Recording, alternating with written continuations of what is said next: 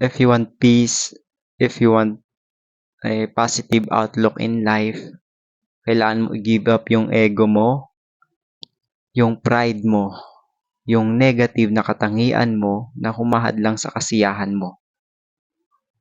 Kailangan mo maging kind, mapagkumbaba, kailangan mong subukan na magkaroon ng mahabang pasensya. Higit sa lahat, kailangan mong i-appreciate at bigyan ng value yung buhay mo, kung anong meron ka, yung pamilya mo, yung nasa paligid mo na nagbibigay ng magandang serbisyo sa'yo.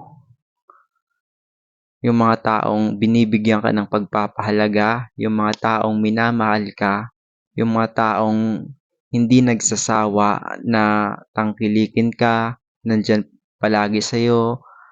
Meron at wala ka mang pera, nandyan lagi sila, open lagi sila sa'yo.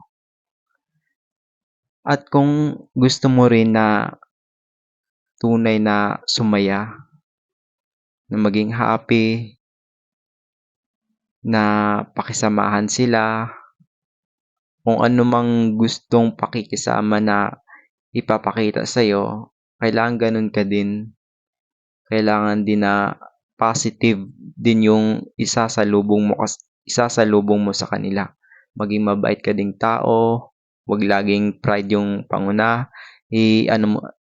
papangunahan ka ng pride, wag lagi.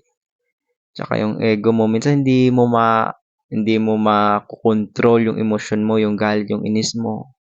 Pero isipin mo, kapag hinayaan mo na kontrolin ka ng galit mo, yung negative na yan, sisirain yung pangarap mo, yung katahimikan na gusto mo. Kaya try to be kind, be humble, and always forgive. Whatever happen, always smile.